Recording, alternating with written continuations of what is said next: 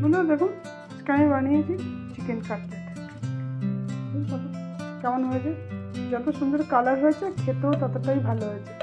এইভাবে আমরা বাচ্চাদেরকে কিন্তু ঘরেই বানিয়ে দিতে পারি। কিনে না এনে এই চিকেন কাটলেট বাচ্চারা খেতেও এমনি পছন্দ করে। বাচ্চাদেরকে কিন্তু এইভাবে আমরা ঘরে বানিয়ে দিতে পারি। চলুন বানাই।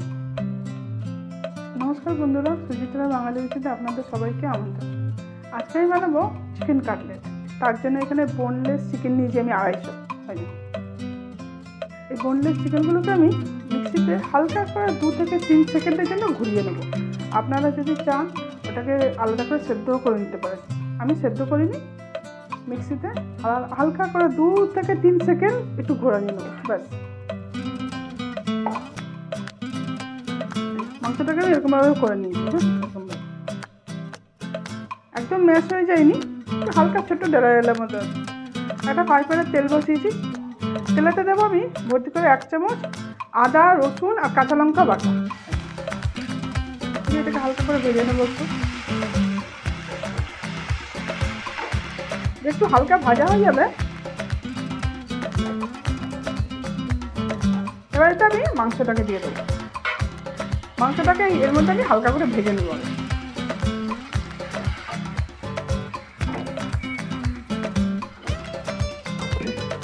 দেখো, চিকেনটাকে আমি ভেজে নিলাম ভালো করে। চিকেনটাকে ভালো করে একটু ফ্রাই করে নিলাম।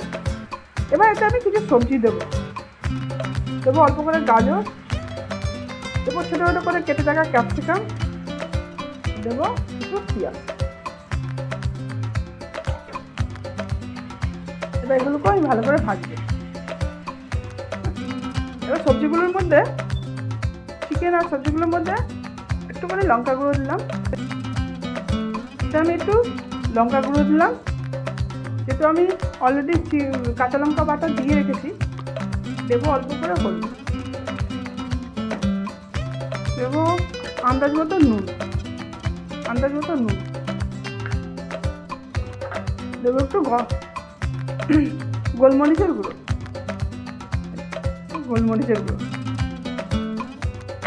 আর দেবো একটু গরম মশলা, অল্প করে গরম মশলা। এবার সবগুলো দিয়ে একটু নেড়ে নেবো। নেড়ে 2 থেকে 3 মিনিট আমি গ্যাসের ফ্লেমটা একটু স্লো করে চাপা দিয়ে রাখবো। এই প্রসেসটা হতে মোটামুটি 10 মিনিটের মতো লাগে। সবজিগুলো নরম হয়ে যাবে। 2 থেকে 3 মিনিট আমি এটাকে চাপা দেবো। মশলাগুলো মিশিয়ে নিলাম। এবার 2 থেকে 3 মিনিট গ্যাসের ফ্লেমটা স্লো করে আমি একটু চাপা দিয়ে রাখবো। 3 মিনিট পর সব সেদ্ধ হয়ে গেছে, নরম হয়ে গেছে। চিকেনগুলো তো আমি একদম ছিঁড়ে করেই নিয়েছিলাম, আর সবজিগুলোও হয়ে গেছে। এবার এতে আমি দেবো একটু আলু, অল্প করে সেদ্ধ আলু। মোটামুটি মিডিয়াম সাইজের 2টো আলু নিয়েছি। এবার এটাকে ভালো করে মিশিয়ে নেব।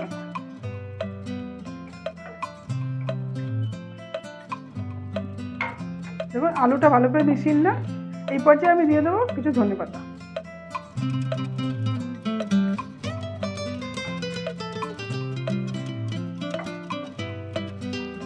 দেবো আমি ওপর থেকে 2 চামচ ব্রেড গ্রাম, যাতে বাইন্ডিংটা খুব ভালো হয়।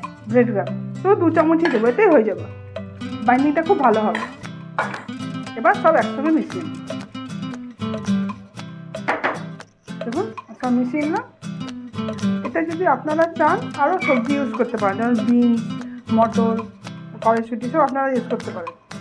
হয়ে গেল। এবার গ্যাসের ফ্লেমটা দিলাম আমি বন্ধ করে। এবার এটাকে ঠান্ডা হতে দিলাম। এটা ঠান্ডা হোক, বাকি প্রসেসটা পরে, ঠান্ডা হওয়ার পর। এটা এবার ঠান্ডা হয়েছে। এবার আমি একটা বাটিতে দিয়ে নিয়ে নেব।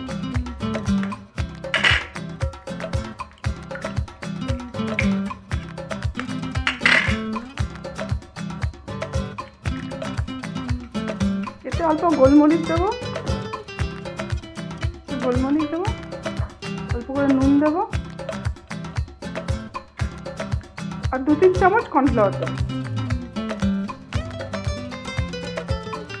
3 চামচের মতন কর্নফ্লাওয়ার দেবো। দিয়ে এটাকে এবার একটু ফেটিয়ে নেব।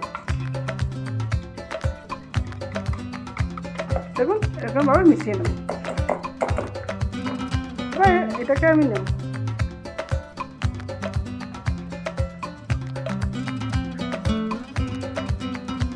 তো এটাকে আমি কাটলেটের মতো সেট দেবো।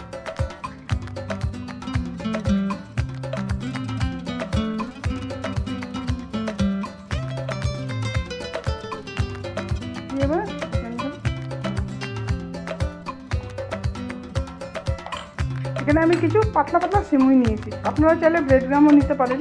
আমি সিমুই দিয়ে এটা করব।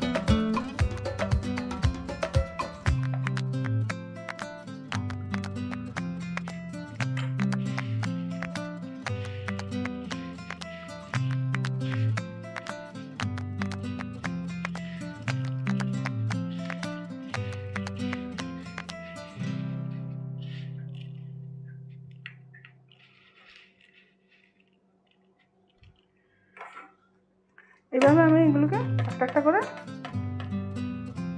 করে সব বানিয়ে নেব।